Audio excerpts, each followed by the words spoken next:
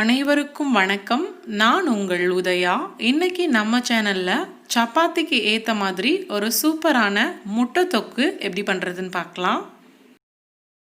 ஒரு பேனில் 1 டீஸ்பூன் எண்ணெய் சேர்த்துட்டு கூடவே 1/4 டீஸ்பூன் மஞ்சத்தூள், 1/4 டீஸ்பூன் மிளகாய்த்தூள் சேர்த்துக்கிறேன். இது எண்ணெயில் நல்லா வறுபட்டதுக்கு அப்புறமா இதில் வேக வச்ச முட்டையை சேர்த்துக்க போகிறேன். நான் இன்னைக்கு 4 முட்டையை வேக வச்சு எடுத்திருக்கேன். முட்டையை கத்தியால் இந்த மாதிரி 2 சைடில் கீறி விட்டுருக்கேன், மசாலா உள்ளே இறங்கிறதுக்காக. வேக வச்ச முட்டையை இந்த மசாலாவோட சேர்த்துட்டு ஸ்டவ்வை மீடியம் ஃப்ளேமில் வச்சுட்டு இந்த மசாலா முட்டையோட நல்லா ஒன்று சேர்கிற மாதிரி ஒரு 2 நிமிஷம் நல்லா வறுத்து எடுத்துக்கோங்க. முட்டை மசாலாவோட சேர்ந்து நல்லா வறுபட்டதுக்கு அப்புறமா முட்டையை எடுத்து தனியாக வச்சுருங்க. அடுத்ததாக பேனில் 3 டேபிள் ஸ்பூன் எண்ணெய் சேர்த்துட்டு எண்ணெய் சூடானதுக்கு அப்புறமா ஒரு சின்ன துண்டு பட்டை, 1/2 டீஸ்பூன் சீரகம் சேர்த்துக்கிறேன்.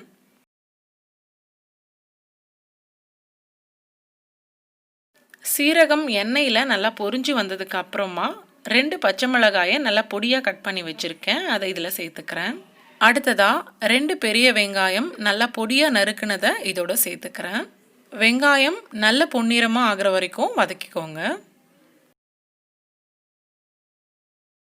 இந்த மாதிரி வெங்காயம் நல்லா வதங்கி வந்ததுக்கு அப்புறமா இதில் 1 டீஸ்பூன் இஞ்சி பூண்டு பேஸ்ட் சேர்த்துக்கிறேன். அடுத்து இது கூட 1/2 டீஸ்பூன் மஞ்சத்தூள் சேர்த்துக்கிறேன், 1 டீஸ்பூன் மிளகாய்த்தூள், 1 டீஸ்பூன் தனியாத்தூள், 1/2 டீஸ்பூன் கரமசாலா தூள் சேர்த்துக்கிறேன். இப்போது இந்த இஞ்சி பூண்டு பேஸ்ட் அப்புறம் நம்ம சேர்த்துருக்க இந்த மசாலாவோட பச்சை வாசனை போகிற வரைக்கும் இதை நல்லா வதக்கிக்கோங்க. இஞ்சி பூண்டு பேஸ்ட் அப்புறம் இந்த மசாலாவோட பச்சை வாசனையெல்லாம் போனதுக்கு அப்புறமா இதில் அரைச்ச தக்காளியை சேர்த்துக்கிறேன். 2 தக்காளியை மிக்சியில் போட்டு நல்லா நைஸாக அரைச்சி வச்சுருக்கேன், அதை இதோட சேர்த்துட்டு கூடவே 3 டேபிள் ஸ்பூன் தயிர் சேர்த்துக்கிறேன். தக்காளியை பச்சையாக அரைச்சி சேர்த்துருக்கிறதுனால அது எண்ணெயில் நல்லா வதங்கினாதான் டேஸ்ட்டு நல்லாயிருக்கும். அதனால் தக்காளியையும் தயிரையும் நல்லா ஒன்று சேர்த்து கலந்து விட்டு தக்காளி நல்லா வதங்கி எண்ணெய் பிரிஞ்சு வர வரைக்கும் நல்லா வதக்கிக்கோங்க.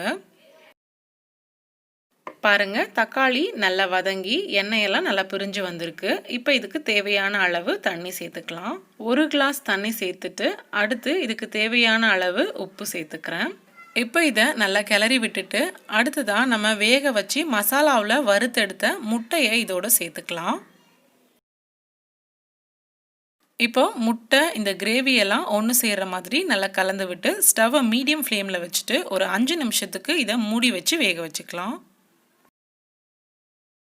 5 நிமிஷத்துக்கு அப்புறமா திறந்து பார்த்துக்கலாம். இப்போ பாருங்கள், கிரேவி நல்லா திக்காகி எண்ணெயெல்லாம் நல்லா பிரிஞ்சு வந்திருக்கு. இப்போ இதில் 1/2 டீஸ்பூன் சர்க்கரை சேர்த்துக்கலாம்.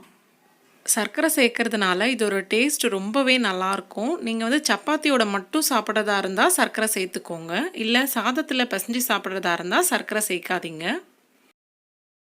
இப்போ இதில் கடைசியாக கட் பண்ணி வச்சுருக்க கொத்தமல்லியை தூவிட்டு ஸ்டவ் ஆஃப் பண்ணிடலாம். அவ்வளோதான், சப்பாத்திக்கு ஏற்ற சுவையான முட்டை தொக்கு தயாராகிடுச்சு. நீங்களும் இந்த ரெசிபியை ட்ரை பண்ணி பாருங்கள். இந்த வீடியோ உங்களுக்கு பிடிச்சிருந்தா லைக் பண்ணிக்கோங்க. இது வரைக்கும் நம்ம சேனலை சப்ஸ்கிரைப் பண்ணலைன்னா சப்ஸ்கிரைப் பண்ணிக்கோங்க.